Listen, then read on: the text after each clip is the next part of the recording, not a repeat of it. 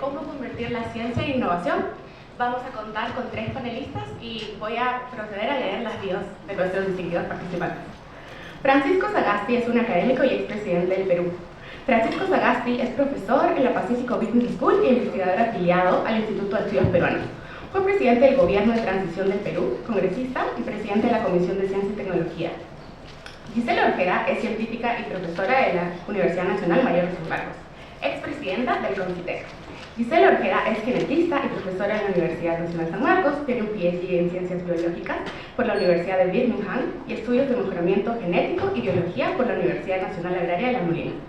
Fue presidenta del CONCITEC entre el 2012 al 2017. Actualmente dirige un laboratorio de genómica y bioinformática para la Universidad en San Marcos. Solange Fernández es fundadora de Greenbridge Lab y ex ministra de Vivienda. Solange Fernández es fundadora de Greenbridge Lab, desde donde desarrolla soluciones basadas en inteligencia artificial que están redefiniendo la toma de decisiones en infraestructura, integrando sostenibilidad, datos y gobernanza para acelerar la transición en ciudades más resilientes e inclusivas. Ex ministra de Vivienda del Perú y MBA del MIT, ha liderado transformaciones en política pública y programas de inversión estratégica para el desarrollo sostenible. Bueno, estamos un poco con el tiempo, así que vamos a comenzar con la presentación inicial de Francisco Sagasti. Francisco, adelante, por favor. Bien, muchísimas gracias. En primer lugar, gracias por la invitación para poder conversar con ustedes y dialogar con Gisela y con Solange, que son muy buenos amigos. Miren, tenemos muy poco tiempo para un tema tan importante, así es que empezaré haciendo algo poco usual. Para aquellos que tengan un interés en ver en mayor profundidad los temas que voy a tocar muy superficialmente, hace algún tiempo escribí un libro que se llama Ciencia, Tecnología e Innovación, Políticas para América Latina, que hace un estudio histórico de lo que ha sucedido en toda la región latinoamericana dentro de un contexto global sobre lo que han sido los esfuerzos para desarrollar ciencia, tecnología e innovación. Y más recientemente, con Lucía Málaga, escribimos un libro que se llama Un desafío persistente y se refiere específicamente a las políticas de ciencia y tecnología en el Perú en el siglo XXI. Ambos están disponibles por el Fondo de Cultura Económica. Con ese antecedente, entonces, muy rápidamente quisiera plantear 3 o 4 temas iniciales para luego referirme a lo que hemos hecho en el Perú y en el contexto latinoamericano y lo que habría que hacer en el futuro. En primer lugar, el papel del conocimiento científico y tecnológico se ha vuelto el principal determinante del éxito económico, social y político de los países en el siglo XXI. Esta es la culminación de un proceso muy largo que lleva más de 400 años, en los que gradualmente el desarrollo de la actividad científica se unió a la técnica para crear tecnología y ponerlo a disposición de los innovadores en el sector público, el sector privado, la academia y la sociedad civil. Y esta fusión de ciencia, tecnología, producción para llevar a la innovación llegó a un punto extremo durante los últimos años, sobre todo a partir del la segunda mitad del siglo XX, al punto tal que es muy claro que aquellos países, empresas, sociedades que han adquirido la capacidad de desarrollar conocimiento científico, a partir de eso producir tecnologías e incorporarlas en los procesos de innovación, son los que han dado un salto extraordinario en términos de desarrollo económico, en términos de oportunidades. Pero ahora la cosa se vuelve mucho más difícil y no voy a hacer un listado de temas que Gisela conoce mucho mejor que yo, pero simplemente mencionar que los avances de los últimos años en tecnologías de la información, realidad virtual, inteligencia artificial, todo lo que ha sucedido, todo lo que ha pasado además en nuevos materiales, biotecnología, ingeniería genética, física cuántica, biología sintética, nuevas formas de energía, nuevos materiales, está desplazando la frontera del conocimiento de una manera increíble. Cada uno de estos desarrollos confiere nuevas capacidades, nuevas posibilidades y al mismo tiempo representa nuevas amenazas para el medio ambiente, para la desigualdad, para la capacidad de gobernarnos democráticamente, para la difusión de información veraz y verídica, en fin, como todo en la vida humana, estos enormes avances tienen unas posibilidades extraordinarias y también algunas amenazas muy significativas. Lo claro está que para poder entenderlas en primer lugar y aprovecharlas en segundo lugar, tenemos que crear al interior de nuestras sociedades, de nuestros países, nuestra propia capacidad científica y tecnológica. ¿Qué implica esto en la práctica? En primer lugar, apoyar a la ciencia, a los estudios de investigación científica, a la preparación de recursos altamente calificados en nuestro país, retener en la medida de lo posible a aquellas personas altamente calificadas, recuperar, eso no quiere decir repatriar, pero recuperar a la diáspora peruana que trabaja en el exterior en lugares de ciencia y de investigación muy avanzados. Y esto me refiero solo al campo de innovación, y en el campo de desarrollo tecnológico e ingeniería sucede lo mismo.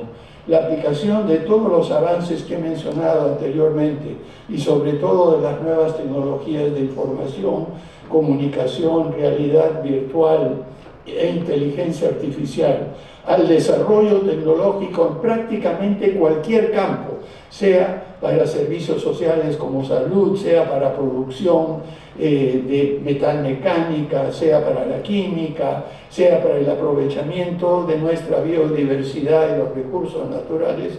Es decir, estos desarrollos tecnológicos se basan cada vez más en avances científicos. Al mismo tiempo, hay algunos campos, sobre todo como el de la conservación de la biodiversidad, en que es imperativo revitalizar y reconocer las tecnologías ancestrales y tradicionales que durante siglos y a veces milenios han logrado mantener y conservar estos recursos naturales tan extraordinarios, estos recursos renovables, sobre todo en el campo biológico. Pero una vez que tenemos un mínimo de capacidad científica, los ingenieros y los especialistas dedicados a transformar conocimientos científicos en desarrollo tecnológico, sobre todo sobre nuestros propios recursos en América Latina y en el Perú, tenemos también que pasar a la siguiente etapa, crear un ambiente propicio para la innovación en las empresas, en las agencias públicas, las organizaciones de la sociedad civil y sobre todo, durante los últimos años, debido a los avances en inteligencia artificial, en la educación, en todos sus niveles y particularmente en la educación superior. Todo esto además ha producido una serie de cambios geopolíticos y miren, permítanme contarles un par de anécdotas. He tenido el privilegio de trabajar en este campo desde 1969, a los pocos meses de haberse creado por primera vez en el Perú el Consejo Nacional de Investigación que dirigió Alberto Guisequemajo. Pero durante el decenio de los 70 pude ver cómo países como Corea, como Singapur, y luego en los 80 ver personalmente en China cómo China empezaba a dar un gran salto después de haber estado muy atrasado. Luego en los 90 ver cómo lo hizo Vietnam, hacer un seguimiento de lo que estaba haciendo Malasia, Indonesia, de lo que estaba haciendo también Singapur, y uno ha visto cómo en el corto plazo de 3 o 4 decenios, países que no tenían nada parecido a lo que tenía América Latina en esos mismos años, estábamos al mismo nivel y en algunos casos, sobre todo en Brasil y México, superábamos a estos países en capacidad de investigación científica, desarrollo tecnológico e innovación. Sin embargo, cuando vemos lo que sucedió durante los últimos 40, 50 años, estos países han dado un salto extraordinario, mientras América Latina se ha quedado prácticamente estancada. Si excluimos a Brasil, que invierte alrededor del 1.2 a 1.3% de su PBI en investigación científica y desarrollo tecnológico, el resto de la región invierte menos del 0.5% del PBI regional o de cada país en investigación científica y desarrollo tecnológico. Es decir, estamos al mismo nivel en que estábamos en los años 70, pese al crecimiento económico y a la mayor importancia que tiene el conocimiento científico y tecnológico en la actualidad. En fin, nos hemos estancado y tenemos enormes desafíos en nuestro país. En parte, dicho sea de paso, eso se debe a la década perdida de los 80, como lo llamó mi querido amigo Enrique Iglesias. Allí tuvimos un estancamiento, la crisis de la deuda, en el Perú Sendero Luminoso, la hiperinflación, los intentos de estatización, en fin, tuvimos una década terrible. Y durante los 90, pese a un inicio durante el primer año en el gobierno que vino en 1990 hasta 1991, en el cual empezamos más o menos bien, a partir del 92 seguimos más o menos en la misma situación con respecto a ciencia y tecnología. Se logró vencer al terrorismo, se logró estabilizar la economía, pero pese a esas enormes posibilidades que tenía el Perú en los años 90, al igual que otros países de la región, no se aprovechó para invertir en ciencia, tecnología e innovación. Eso no quiere decir que no se haya hecho nada. Además de lo que se hizo en los años 70 durante el gobierno militar, por ejemplo, con la creación del ITINTEC, del Instituto de Investigación Tecnológica, Industrial y Normas Técnicas, el cual tuve el privilegio de ser vicepresidente del directorio durante 6 años.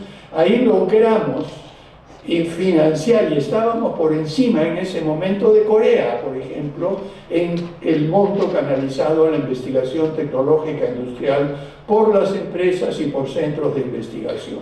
Sin embargo, esto desgraciadamente se agotó hacia fines de los 70 y básicamente, en vez de continuar invirtiendo, se distorsionó totalmente esta situación y se puso al servicio de intereses que no tenían que ver nada con ciencia y tecnología, así como estamos viendo en la actualidad en el Perú y en otros países de la región, una situación en la cual los políticos, quienes detectan el poder, tanto burocrático como político, están empleando este poder para objetivos más personales o de pequeño grupo, en vez de pensar en el bien común, que implica, entre otras cosas, el desarrollo de capacidades para ciencia, tecnología e innovación. Sin embargo, empezamos a revertir esto a partir del año 2000, y quisiera solo mencionar que a partir de 2007 se creó lo que inicialmente era FinCit, que era un programa con un préstamo del Banco Interamericano de Desarrollo al gobierno peruano por $36 millones. Me tocó nuevamente el privilegio de ser presidente del consejo directivo. En total lo mantuve por 5 años en 2 etapas, y logramos, a partir de esos $36 millones iniciales, lograr renovar sucesivos préstamos, hasta que cuando fui presidente tomé también el privilegio de firmar un préstamo CLIC con el Banco Interamericano por $400 millones para ciencia, tecnología e innovación, y también otro préstamo de $120 millones del Banco Mundial para el CONCITEC. En total, durante ese periodo, se logró movilizar, considerando las contrapartes de las empresas, de los centros de investigación, a lo largo de 17 o 18 años, más de $1.000 millones para investigación científica, desarrollo tecnológico, capacitación. Pero aún eso, repartido a lo largo del tiempo, nos mantiene en el Perú al nivel de 0.15% del PBI en inversión para ciencia, tecnología e innovación. Lo que es peor, algunas autoridades, y yo recuerdo discusiones muy duras con algunos funcionarios del Ministerio de Economía y Finanzas, que decían, ¿para qué vamos a destinar recursos del presupuesto público para investigación científica y tecnológica si ya tenemos los préstamos del BID? En fin, una concepción totalmente errada. Los préstamos nos sirven para llenar algunas brechas temporalmente, pero no hay sustituto para una inversión sostenida, sistemática y muy importante, hasta llegar como ha llegado, por ejemplo, eso sí no lo vamos a poder hacer. Corea del Sur ahora destina alrededor del 4% de su PBI a programas de investigación científica y desarrollo tecnológico. Yo me sentiría absolutamente satisfecho si en los próximos 5 o 10 años en el Perú por lo menos llegamos al 1%, 1.2% del nivel tan bajo que tenemos en la actualidad. Por lo tanto, creo yo, y termino para estar dentro del tiempo que me ha sido asignado en esta presentación inicial, termino diciendo de que esto no es una quimera. Desarrollar capacidades en ciencia y tecnología es posible. Lo he visto hacer en países que estaban mucho más atrasados que los países de América Latina. Pero eso sí, requiere líderes políticos con una visión mucho más amplia. Y acá vaya una pequeña anécdota. Cuando estuve en Corea en los años 70 y 80, una de las preguntas que me hicieron es ¿quiénes son los principales líderes políticos? ¿Qué profesión tienen? Pues me dijeron la mayoría son abogados. Yo le dije la respuesta, en América Latina la mayoría son abogados, son economistas, gente que ha estudiado las ciencias sociales.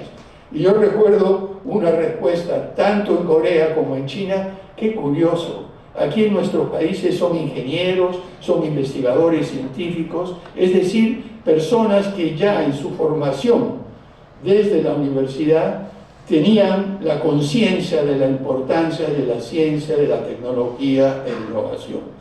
Por eso creo yo que corresponde a las personas como ustedes, jóvenes, a personas como lo han hecho algunos amigos y colegas, intentar entrar directamente a la política peruana. Yo lo hice demasiado tarde y ya a mis 81 años no estoy en condiciones de volver otra vez, pero por lo menos sí de transmitir la experiencia, de dar consejos y expresar lo aprendido a lo largo de tanto tiempo, en fin. Por lo tanto, yo creo que quien venga, en el caso de Perú y los gobernantes en Chile, en Argentina, que desgraciadamente hemos visto cómo el gobierno ha empezado a disminuir las inversiones en este campo. Hemos visto en Colombia también algunas dificultades, ni hablar de Venezuela, ni hablar de Bolivia. En el Perú seguimos atrasados y la única esperanza en la región la mantiene Brasil con sus altas inversiones. Pero esto implica de que hay que tener personas capaces de entender la importancia y de tener un Estado capaz de llevar estas ideas a la práctica. Y yo creo que esa va a ser la tarea de los gobiernos que en la segunda mitad de este decenio dirijan los destinos de los países en América Latina. Muchas gracias.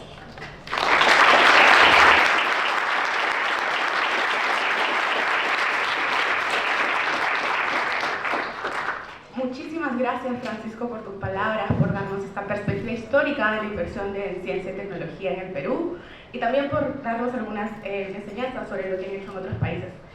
Pasamos entonces a las rondas de preguntas. Comencemos con una pregunta fácil.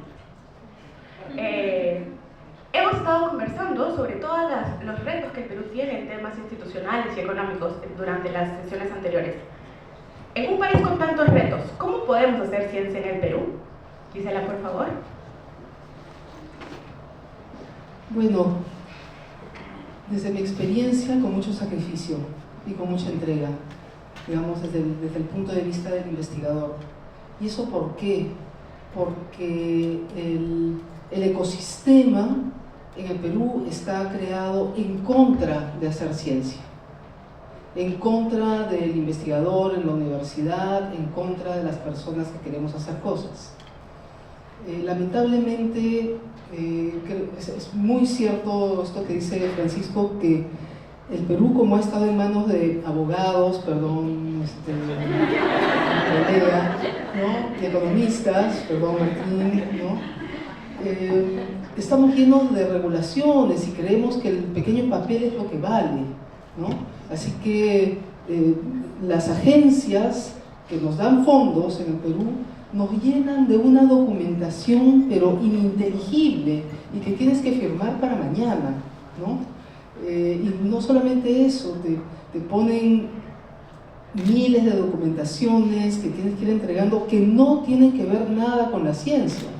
Pero peor aún, nos ponen como, vamos a decir, vigilantes o personas que nos monitorean, a personas que no son científicas. Entonces tú te preparas para contarle los avances que has ido haciendo en ese año y a la persona no le interesa lo que tú le cuentas, ¿no?, sino que lo que le interesa es ver la etiqueta del equipo que compraste, si está inventariado o no está inventariado todavía, ¿no? Entonces, uno de los problemas es que tenemos que crear un ecosistema virtuoso, ¿no?, que permita que nutra, la palabra es que nos nutra a los investigadores y que nutra un ambiente de creación y creatividad, ¿no?, y de conocimiento, por supuesto.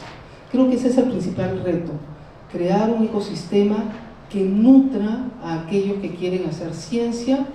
Y segundo, para la segunda parte, porque Francisco también lo dividió así, luego de la ciencia, o sea, ¿qué hacemos con todos esos productos del conocimiento?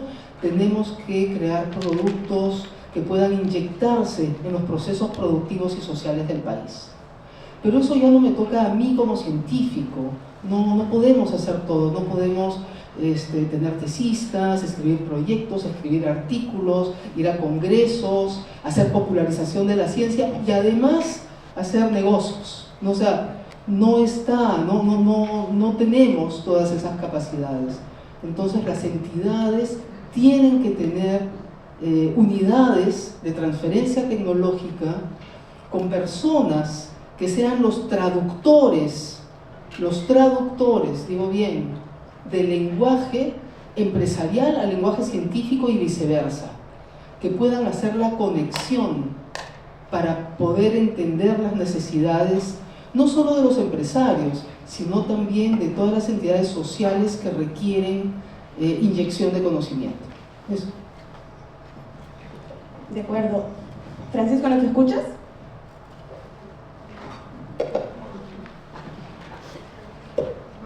Ok, un anuncio de servicios públicos. Hay un enlace de Q&A que se ha enviado por el grupo de WhatsApp. Si tienen preguntas, por favor, hacerlas por ahí.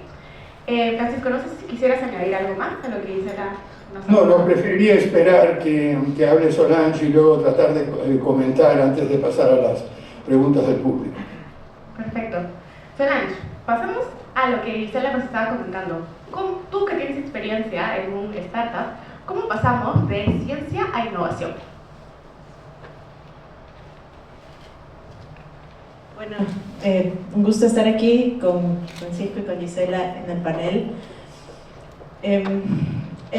Como mencionó Gisela, el gran reto que tenemos es conectar la ciencia con atender los problemas reales que tiene la sociedad y poder aplicarlos para que los ciudadanos puedan sentir esos beneficios de la ciencia directamente en sus vidas. Por un lado tenemos, creo, 3 tareas súper importantes conectando con este ecosistema favorable para hacer ciencia. Es realmente diseñar un sistema que pueda acompañar a los científicos, investigadores y proyectos de innovación a desarrollarse. Otro reto súper importante es conectar a todos los actores en el ecosistema, porque creo que un reto muy grande que tenemos en el Perú es la desarticulación y cómo empezamos a trabajar juntos en estos proyectos.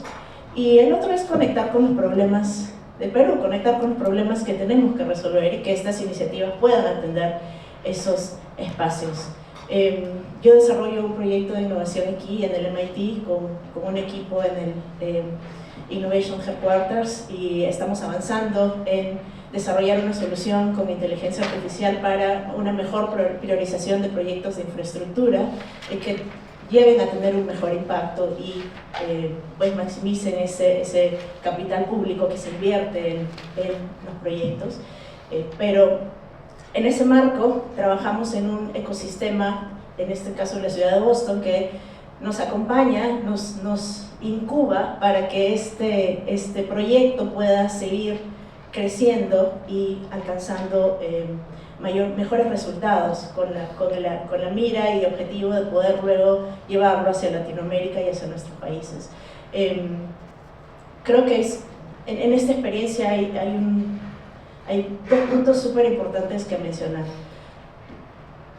Tenemos que considerar la capacidad de innovación que existe en nuestro país, la capacidad de hacer ciencia, y la otra es la capacidad de hacer emprendimientos, ¿no? Tenemos un país altamente emprendedor, pero si la capacidad de innovar y la capacidad de hacer ciencia no se conectan, entonces no logramos tener el impacto que necesitamos. La capacidad de innovar tiene que conectarse con el emprendimiento, tiene que conectarse con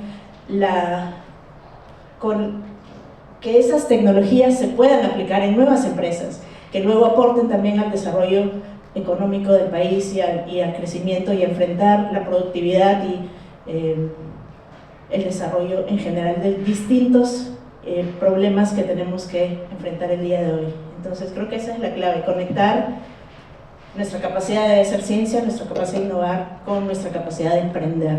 Y para eso necesitamos un sistema favorable para que todos los actores puedan trabajar juntos. Muchas gracias. Sí, el ecosistema de innovación ha sido un sistema muy popular que MIT popularizó, que incluye 5 actores, ¿no? El gobierno, el sector privado, las universidades, los emprendedores con startups y los inversores. Tal vez en Perú estamos un poco alejados de eso, pero Gisela, ¿tú tienes algún comentario sobre eso? Solo comentar que, vamos a decir, una patente producto de un desarrollo tecnológico en el Perú. Indecopi demora 5 años para la patente. 5 años. Entonces, estamos bastante lejos en cualquiera de los elementos, ¿no? Del emprendedurismo con desarrollo tecnológico e innovación, porque y si quitamos esa parte del desarrollo tecnológico e innovación, nos quedamos con emprendedores de bodegas, básicamente, ¿no? Entonces estamos muy mal en esa parte en este momento. Antes de darle la palabra a Francisco, Sol Ángel, tú nos comentabas sobre tu emprendimiento acá en Boston. Una pregunta que también Francisco nos decía es el tema de que hay que conectar con la diáspora y tratar de reconectarlos al Perú. ¿Nos podrías contar un poco más sobre tu emprendimiento y por qué hacerlo aquí en vez del Perú? Sí, bueno, nos encontramos en MIT con un equipo que tenía experiencia trabajando en el Estado en Perú, que había pasado por las distintas dificultades de invertir bien en proyectos de infraestructura, llamémosle transporte, agua, vivienda, todos esos grandes proyectos que necesitan los ciudadanos y ciudadanas de manera urgente. Empezamos a trabajar en una solución con inteligencia artificial y modelación para poder realizar una evaluación de proyectos mucho más sistémica y rápida, que corre 100 escenarios en minutos en lugar de meses, y que permite a las instituciones evaluar de manera más eficiente su cartera de proyectos para poder definir el impacto que va a tener antes de desarrollarse y poder priorizar mejor en qué se va a invertir. empezamos a trabajar en esto y estamos trabajando con empresas en Estados Unidos el día de hoy, entrenando el modelo. Trabajamos con utilidades en energía que realizan evaluación de proyectos y necesitan invertir bien el capital. Y este proyecto está siendo incubado en MIT, trabajamos en el Innovation Headquarters, hay 3 peruanos en nuestro equipo y 3 miembros de la comunidad internacional, 2 de ellos aquí presentes, en la audiencia el día de hoy. Y estamos avanzando con esta propuesta, con miras en que lo vamos a seguir desarrollando para poder luego llevarlo a su aplicación en Latinoamérica. El sistema es muy interesante, el ecosistema que existe en esta ciudad, creo que es algo del que podemos aprender mucho porque la universidad trabaja directamente con las empresas para poder hacer que la innovación que se desarrolla desde la academia pueda ser comercializada y pueda llevarse a traducirse en distintos productos. El Estado también tiene un rol fundamental porque genera grants para los nuevos proyectos que se están incubando, de tal manera que estos tienen oportunidad de crecer. Y luego también hay algo bien importante que se llama el capital de riesgo, que son inversionistas que invierten en empresas nuevas que tienen nueva tecnología para ayudarlos a crecer, y así pues todo ese ecosistema soporta de manera efectiva que se desarrolle nueva tecnología, breakthroughs como le llamamos aquí, para solucionar problemas que el día de hoy están, por ejemplo, instituciones que usan sistemas en obsolescencia o problemas que se pueden resolver con esta automatización que implica muchas menos horas de trabajo y que puede hacer que nuestras instituciones sean mucho más productivas y eficientes. Es un momento súper interesante para la aplicación de nuevas tecnologías, sobre todo en países como el nuestro, en donde tenemos que enfrentar muchas limitaciones y restricciones de distinto tipo. Creo que la tecnología no es una opción, sino que es una solución súper necesaria para enfrentar los problemas de una manera diversa y poder llegar a pues atenderlos de manera más eficiente. Por temas de tiempo, Yo quería solo añadir 2 pequeñas 30 segundos. Creo que hay 2 elementos que no podemos olvidar. Uno es que si bien el Perú ha crecido de 0.12% de inversión a 0.17% de inversión del PBI en ciencia, tecnología e innovación, ese pequeño monto que ha aumentado ha creado mercados nada virtuosos en el mundo de la ciencia. Es decir, hay un mercado de gente que me hace el proyecto y yo lo presento, mercados de personas de artículos falsos, compran artículos a digamos, grupos de Pakistán, Turquía, Arabia Saudita, etc. Entonces, se está creando un ecosistema que se está desviando del objetivo inicial que queremos con la mayor inversión de ciencia, tecnología e innovación, y Concitec y ProInnovate deberían prestar atención a eso de la máxima manera, ¿no? La ética y la integridad en la ciencia no es solamente por la ética y la integridad en sí mismo, sino allí estamos poniendo en juego la confianza de la sociedad en el conocimiento y en la ciencia creada en el país. Creo que ese es un punto clave. Francisco, ¿tú tienes algo que agregar?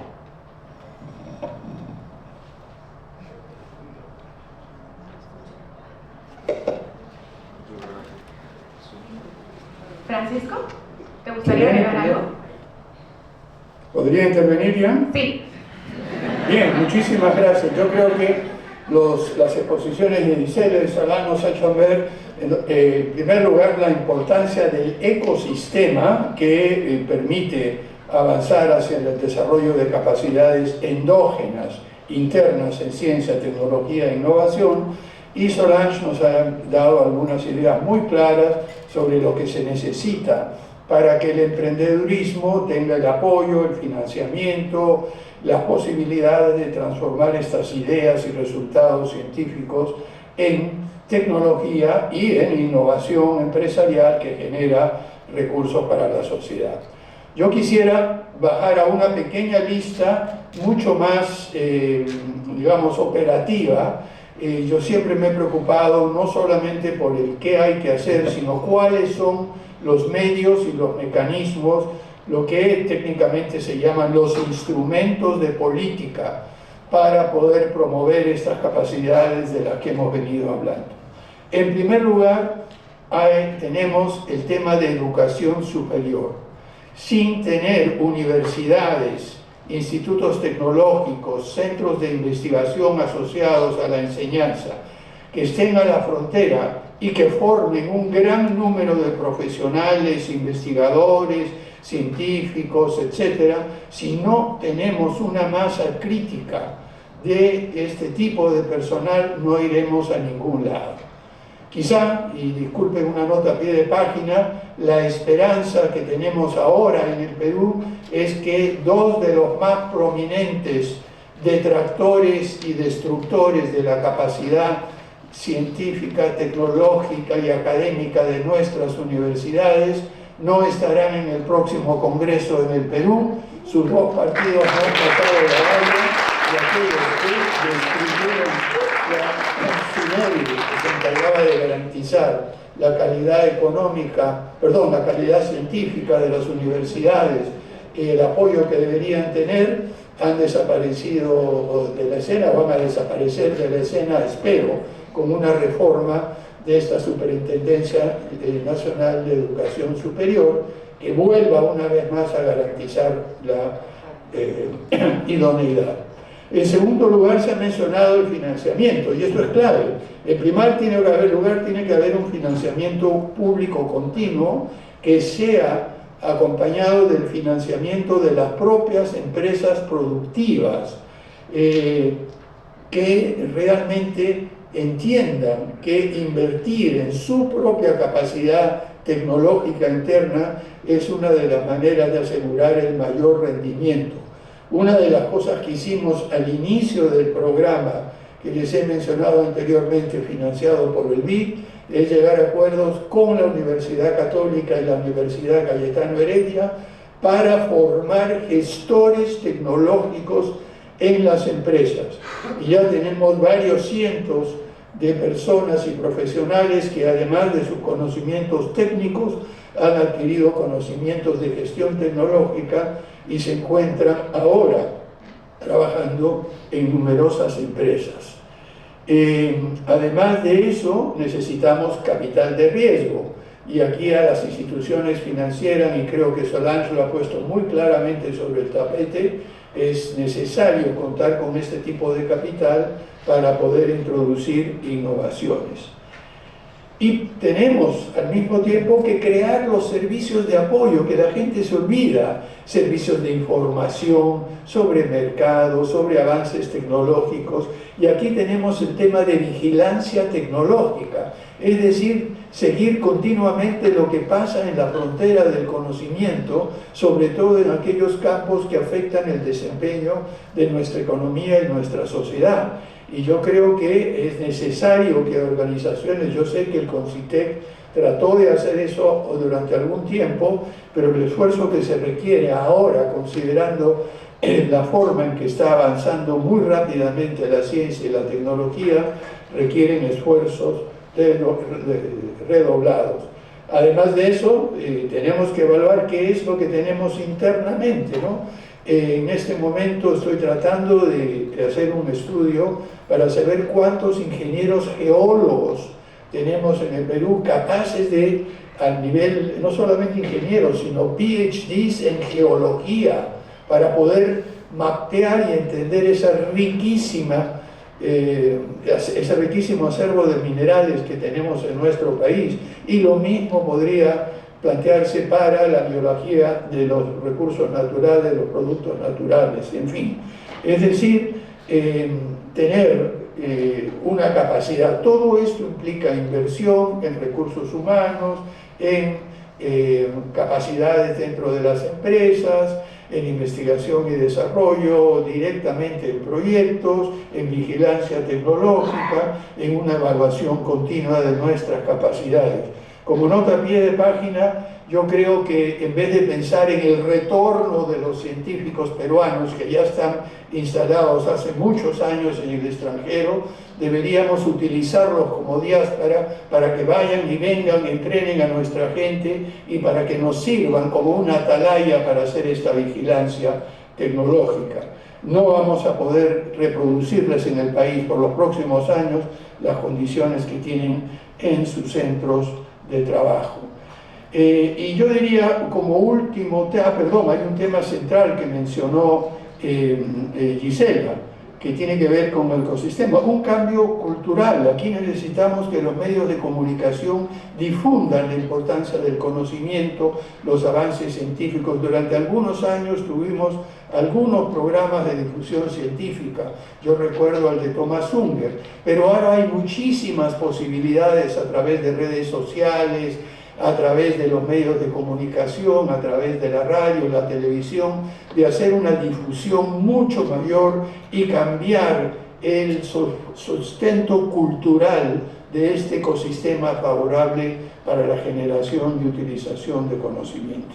Y lo último, que ya lo mencioné anteriormente, pero no por ello es menos importante, elegir políticos que entiendan lo que son la ciencia, la tecnología y la innovación, y motivar a nuestros investigadores, a nuestros científicos, a los expertos en educación superior a participar activamente en la política local, regional y nacional. Y una de las cosas positivas es que he visto que por lo menos un pequeño porcentaje de quienes han participado en estas elecciones recientes, en la primera vuelta y en las elecciones para el Congreso, para el Senado y para la Cámara de Diputados, he visto que hemos tenido varios científicos, varios investigadores, muchos ingenieros, en fin, y que algunos de ellos han sido elegidos. Y yo espero que ellos serán una especie de vanguardia dentro de las instituciones públicas para promover lo que tanto necesitamos, el desarrollo de nuestras capacidades de ciencia y tecnología e innovación, de tal manera de poder emplear ese riquísimo acervo de recursos naturales que tenemos y cumplir con lo que nuestro querido maestro Jorge Basadre llamaba la promesa de la vida peruana.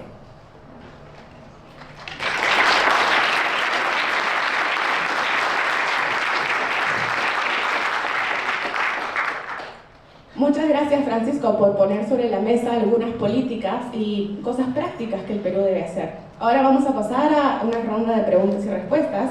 Ya he filtrado algunas. Gracias, Francisco. También nos ha respondido un poco sobre cómo pasar del brain drain al llamado brain circulation. Ha habido varias preguntas sobre eso.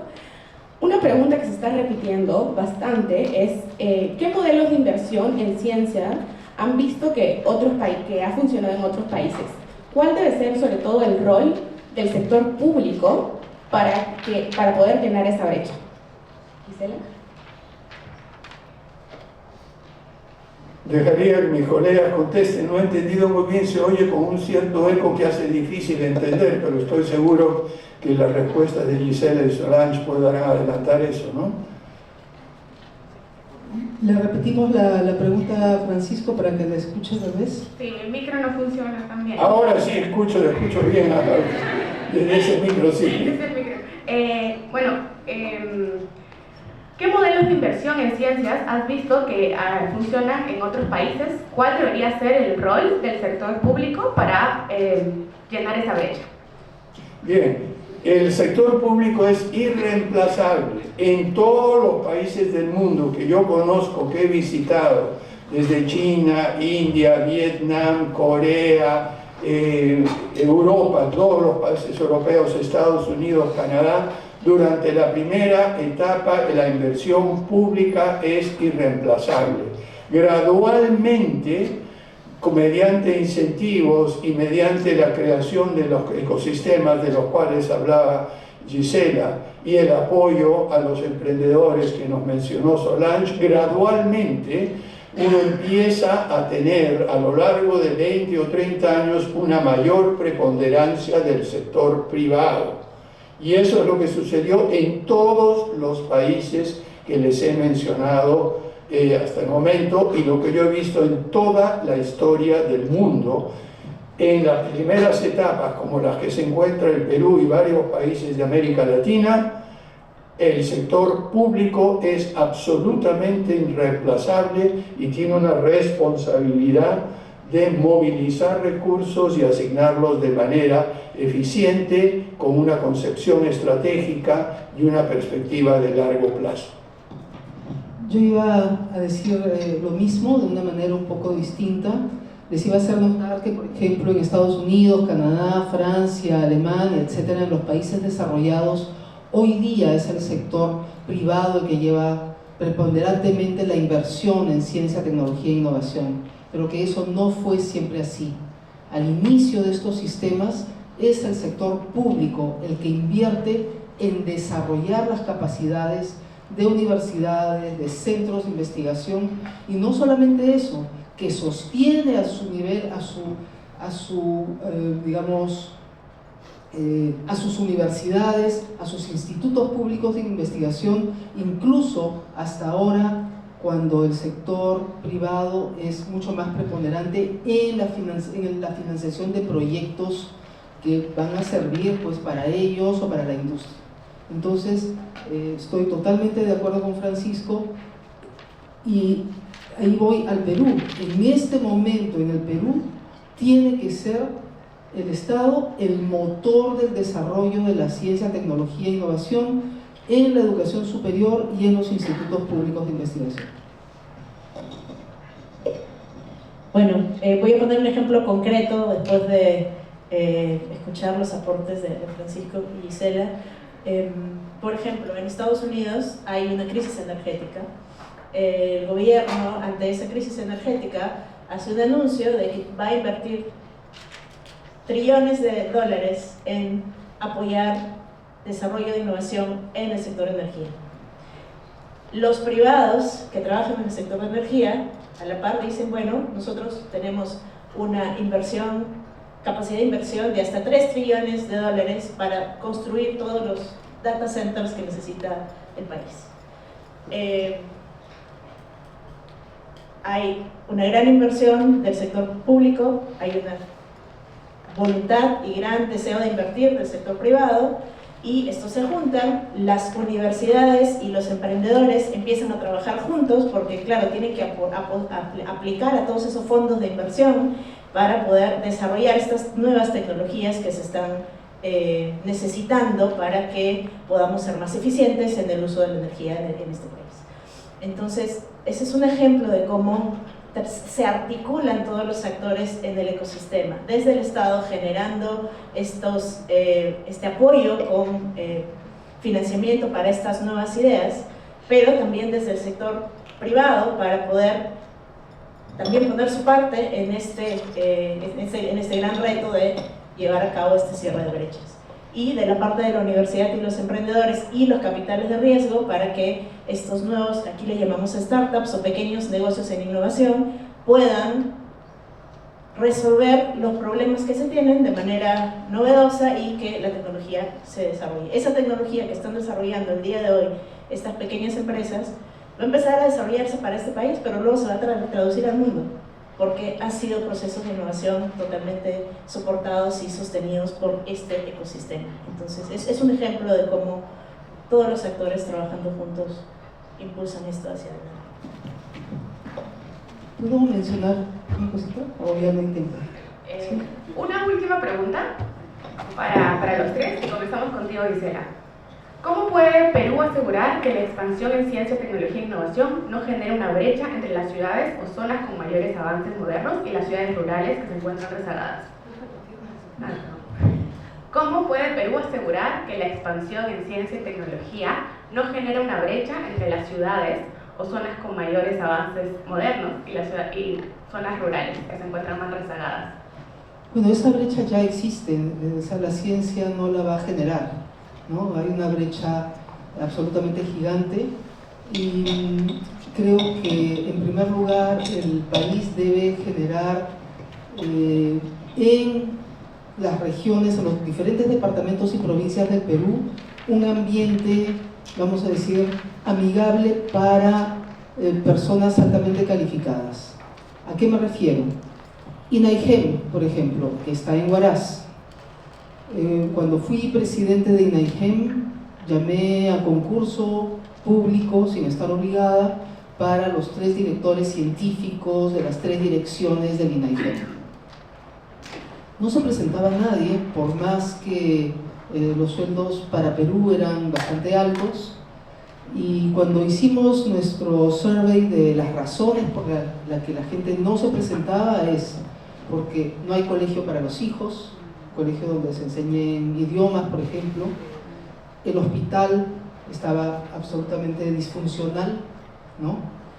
No hay espacios para, digamos, en la ciudad no funciona, la ciudad de Huaraz no funciona como ciudad, no hay espacios para aulas, no hay lugares para que los chicos salgan de manera tranquila, para que ¿no? Entonces, el espacio ciudad no es un espacio que atraiga personas altamente calificadas a las universidades que están en provincia y a los centros de investigación que están en provincia. Entonces, eso es un punto que es importante para poder atraer y mejorar la ciencia, la tecnología y la innovación en las regiones. Bueno, quiero aprovechar este tiempo de respuesta para contarles sobre una iniciativa que estamos impulsando desde un grupo de peruanos en MIT.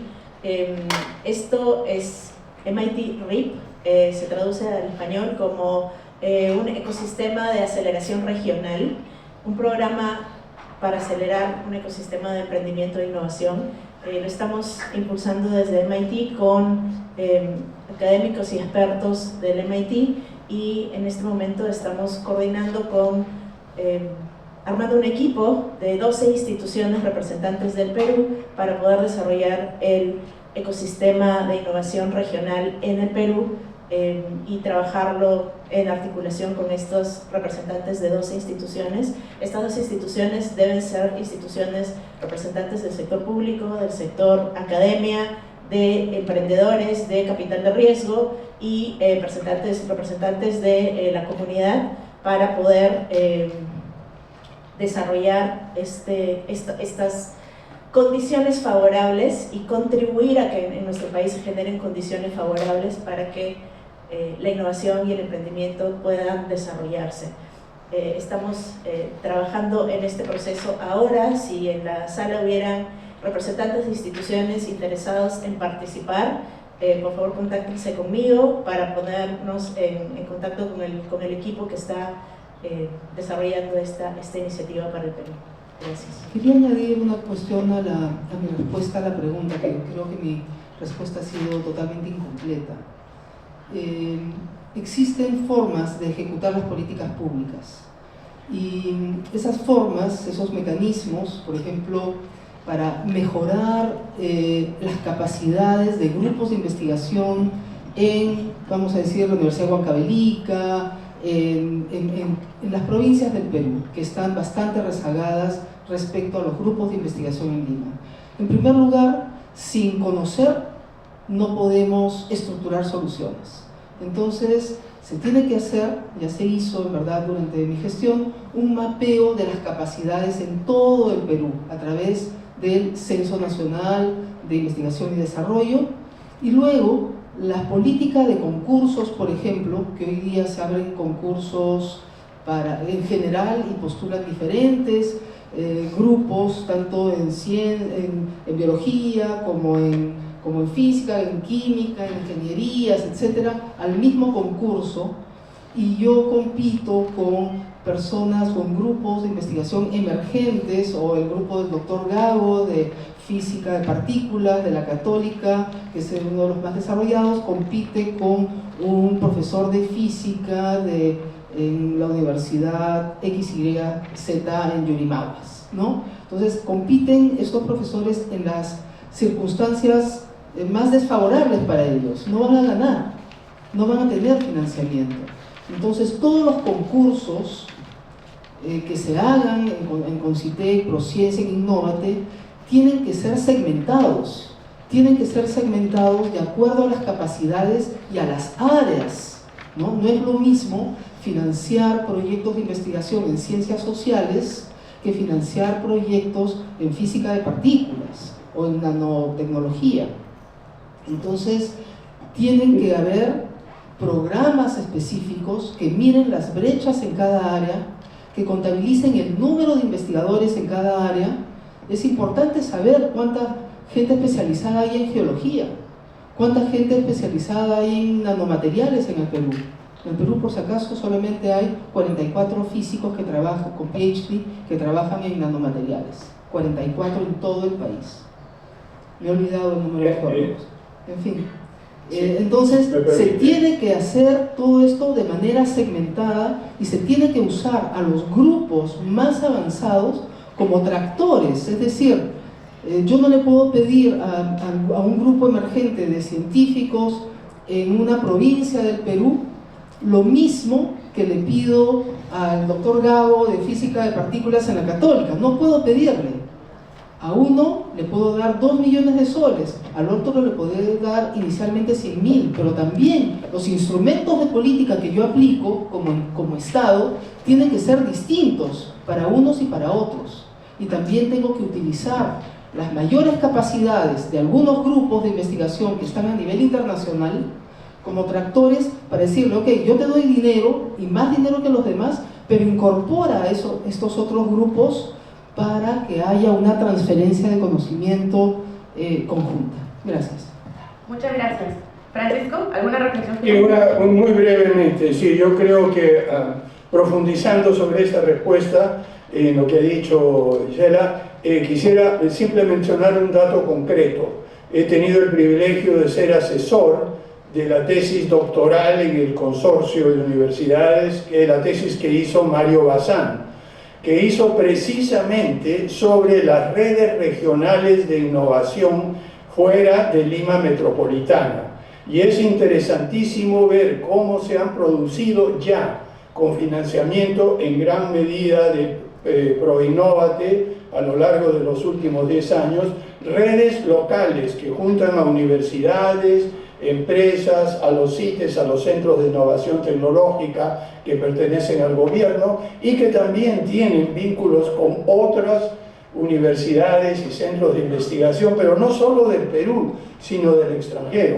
Yo creo que lo que hay que hacer es, por ejemplo, dar una revisión exhaustiva, así como nos ha dicho Gisela que hay que obtener evidencia y datos, a trabajos como el de Mario Bazán, que muestran claramente, en parte, que esto ya está sucediendo, aunque todavía de manera incipiente, con mayor o menor éxito. Por ejemplo, en Arequipa ya hay un ecosistema que abarca instituciones de Moquegua, Tacna, Puno, aún algunas de Cusco y la propia Arequipa. En el norte también tenemos movimientos o grupos que trabajan en varias regiones.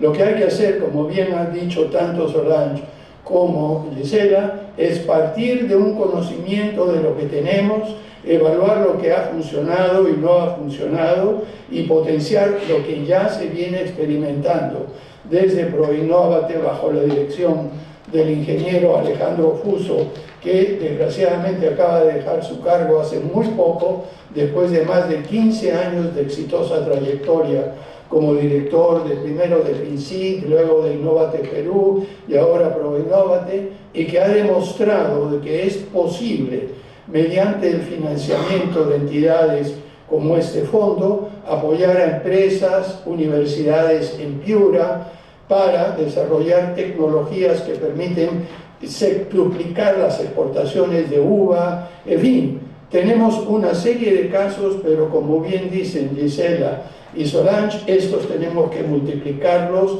y tenemos que extenderlos por todo el territorio nacional. El último mensaje que quisiera decir es que con determinación, con políticas al más alto nivel, es posible crear y utilizar las capacidades de ciencia, tecnología e innovación en campos críticos para el desarrollo de nuestro país y al mismo tiempo que estén a la frontera. Lo he visto en otras partes del mundo, conozco el talento de los investigadores, emprendedores, de los científicos, de los tecnólogos e ingenieros peruanos. Estoy seguro que esto puede hacerse siempre y cuando tengamos un gobierno que tiene la visión y la capacidad para poder llevarlo a cabo. Muchas gracias. Muchas gracias, Francisco.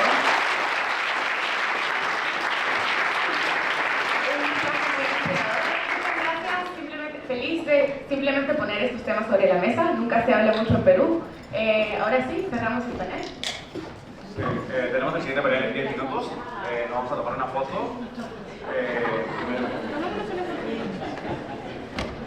Nos vamos a tomar una foto.